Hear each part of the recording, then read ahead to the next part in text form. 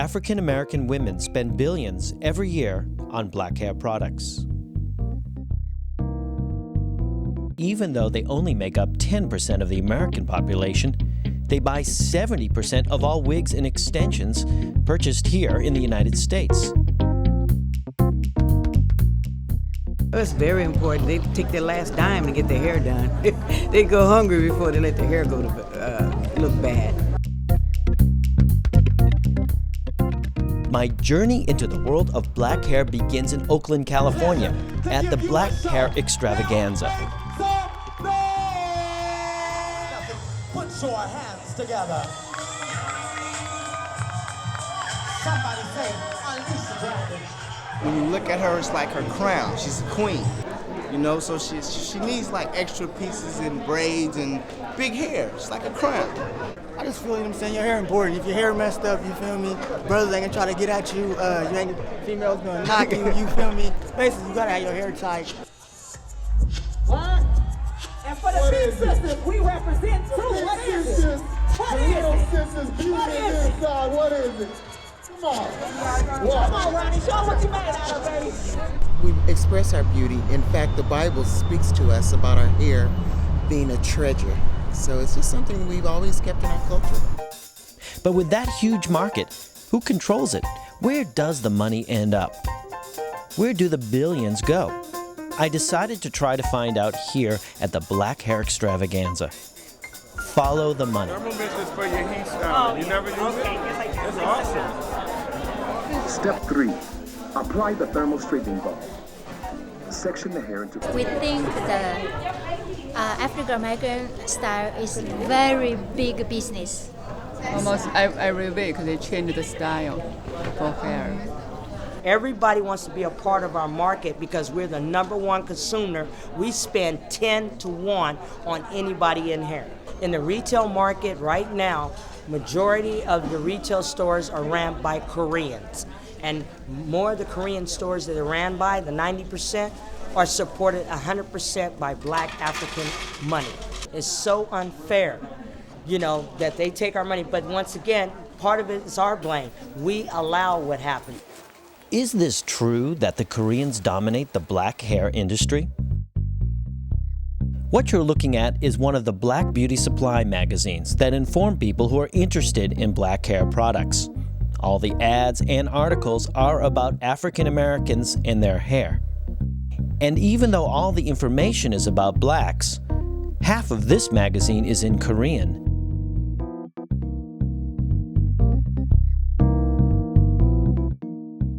And this magazine, Beauty Times, which is the #1 publication for black beauty store owners, is written entirely in Korean. It's here, inside Beauty Times, that I spot Dr. Tony Leno, a black hair expert who writes a monthly column for this magazine. A column which not even he can read. I contact him and he invites me to Los Angeles to learn more about the Southern California black hair industry. Now where we are now, this is the famous Crenshaw corridor where many of the elite black businesses are. Right here on the corner of 54th and Crenshaw, South Central Los Angeles. This is beautiful wigs. This is the Korean-owned hair store. They sell hair of all kinds. In your store here, what percentage of your business is Afro-American? About 100%. 99.9. Okay. Okay. In other words, 99.9%. 99.9. Okay. Then up here on these walls right here, these racks, all the way around are the hair that's used for weaves and for extensions. Janet Jackson, they come over here, pick it up, virgin human hair. B.O.B.S.A, I saw several weeks, then I cut in style for her. I've been knowing him a long time. Okay. Richard Pratt. Yeah, that's Little Richard. Yeah, Little Richard. This city alone only had 10 beauty supply stores 20 years ago. Now there are over 100 Korean-owned beauty supply stores. Okay, you're looking at a typical beauty supply store, Korean-owned beauty supply store. But all these products have one common denominator. They are all aimed at the Afro community. One of the things that the Koreans are doing now, And they predicted this themselves back in 1999, and it's happening now. Since they control 80% of the distribution of Afro hair care products, especially professional products that are sold in beauty supply stores only, it only stands to reason they can control what gets distributed. They are creating their own line of products or buying out existing black-owned companies. I don't see a reversal of this at all. It's just getting deeper and deeper. With the Koreans controlling the retail and wholesale distribution, they're slowly making inroads into taking over the black manufacturers. We're going to Kazuri Products. They are a black-owned manufacturer of hair care products, but specialize primarily in curling irons, pressing combs, and the stove heaters that you heat the irons up in.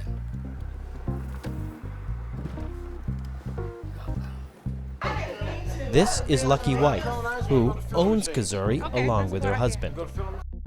We have been in business for over 30 years, and we are a black company selling to black beauty supplies and also to black hairstylists, and we make a quality product.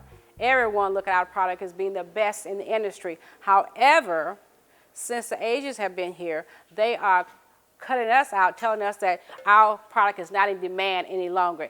The Korean connection. About 3 years ago, they started to blacklist our product. As they brought their own products in, they started to manufacture curling irons, and they duplicate everything that you manufacture. They would duplicate it, and then they start to slowly cut back on orders, and then they tell you that your product is not in demand. So they would make something that's very similar that looked like ours, and then they try and sell the consumer on this product. Can you show me some products from Kazuri? Kazuri? Kazuri products. This is Kazuri product. This is all On the Kazuri. top, this is A1. So you have maybe 3 Kazuris, and then the rest. This Kazuri, this A1 product, this Stella. Stella. Yeah. Who makes? Three brands. Who makes Stella? You know, they are B.O.B.S.A, the wholesalers. And they make this product. Actually, they make a copy, you know, for the other brand, you know, like Kazuri, like A plus, but their brands, you know, they are no good quality. Not good quality. No, just copy for the others.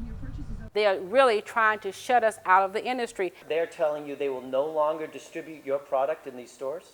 They tell us that our product is not in demand any longer, but that's just an excuse not to purchase our products. This is actually a T-bumper by Kazuri. I use it all the time. This is the place to be, a black hair salon in San Jose, California. Kazuri products are much in demand. We use them here. We have a setup here. We also have one here. We use their spritz as well. We use their whole lineup, so they are in high demand.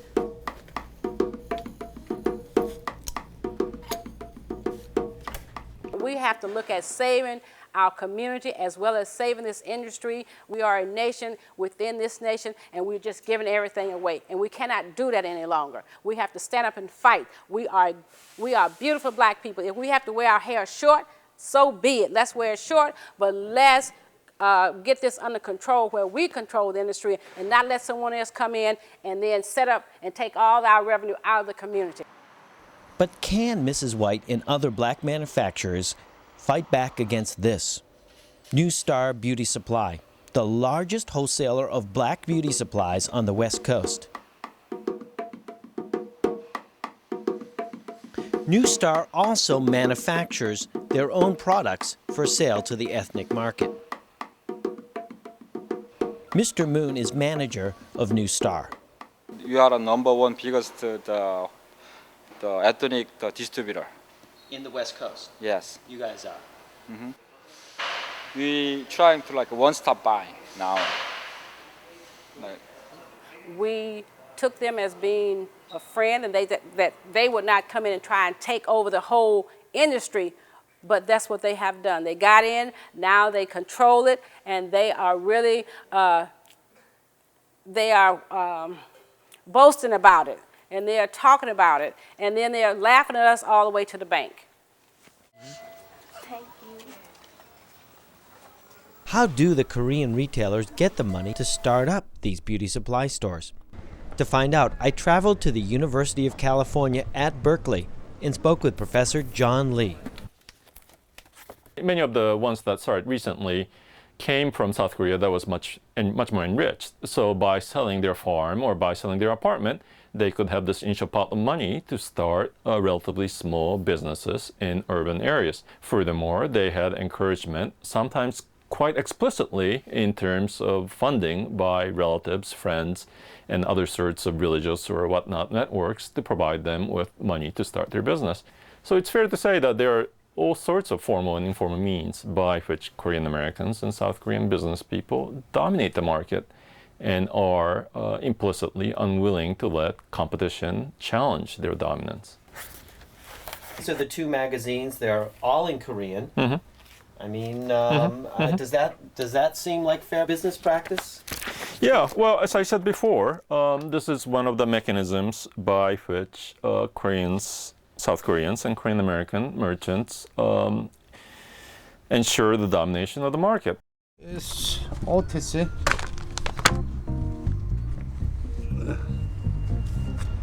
OTC. Later, I learned that what we're seeing now, the Korean domination of the black hair industry, had its start back in the early 60s with the help of both the Korean government and the United States government. This is Chosun, one of the most respected newspapers in South Korea. And it's inside the archives of this newspaper that I discovered a document from 1965 in which the wig manufacturers in Korea convinced the Korean government to ban the export of raw hair, making it impossible for anyone to manufacture wigs from the highly desirable Korean hair population, except for the Korean manufacturers themselves. And 6 months after the Korean ban on the export of hair, the United States government banned the import of any wig that contained hair from China.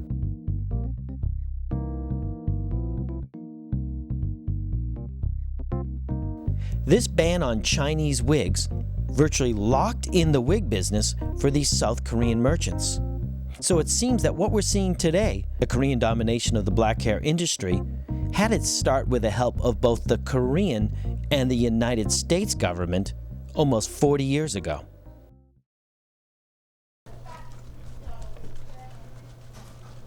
You blow the whistle on what's going on, just like we were discussing now, and inform people.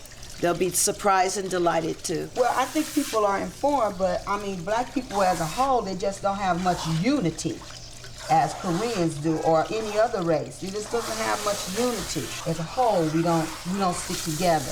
Well, you know, this is a new millennium, and people, if they look at the past, and perhaps they can deduce from that they can change the future based on the past. They can, but the young people have to be enlightened. The black dollar needs to be spent with your black people as much as possible.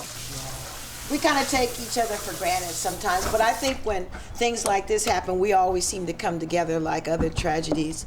And, you know, human nature allows us to do that. We can come together for human tragedies, but when it comes down to the almighty dollar, that's not the case.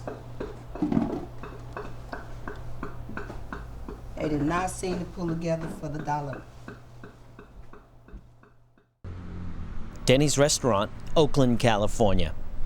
Here, members of the black beauty supply industry in Northern California have gathered to discuss the Korean domination of their industry and the possibility of creating an organization to take back the black hair industry. Now, we used to have a total monopoly on this beauty business. Now we've lost. It's only about 2 or 3 of us in Oakland now, and it used to be nothing but us in Oakland purchasing these products.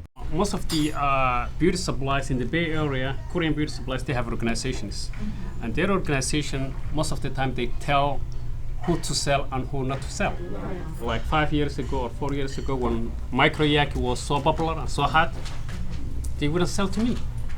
And the reason they wouldn't sell to me is like glamorous, and Ebony told them not to sell. And sometimes we used to order through a MED, like Merit Beauty Supply, because they don't see. If I'm black. They don't think you're black. The Koreans don't think you're black. No, I mean, when they call me, they think that, I'm a Korean store. Are you black or Asian? How do you feel about that? Are you black or Asian? I was like, that's crazy. What does that have to do with me purchasing a product from you? So, since they can't sell it to us, why we can't sue them? Thank you. We have people that are able to get these hair products. Right. I think that's where we need to start.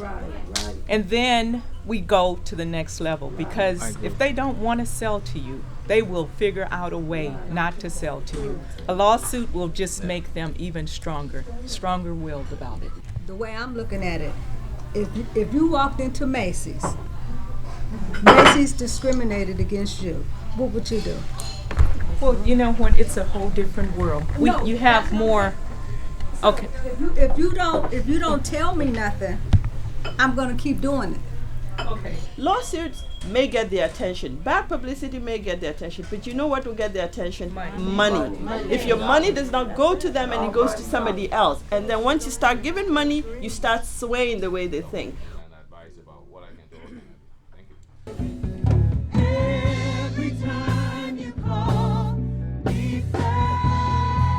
Just a few months after this meeting, B.O.B.S.A is created, the Black-Owned Beauty Supply Association. Their first event is here at this gospel event on the square in Oakland, California.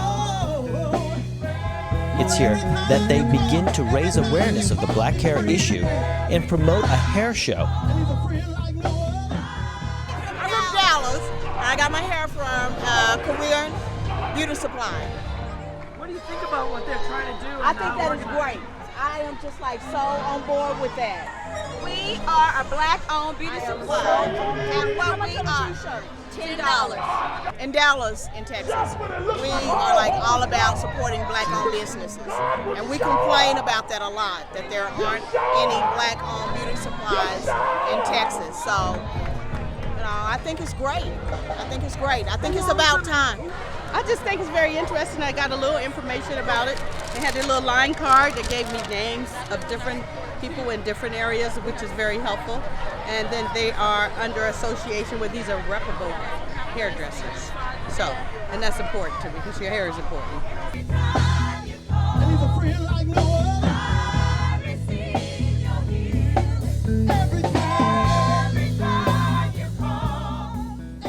If this generation goes, no beauty supply, we can forget it. We can forget it. Nobody will come up. We're just barely scratching the surface trying to say, hey, wait, you can't take that from me. Hey, wait a minute, I'm a part of this. What are you doing? They won't have the know-how or the power to be able to go into that because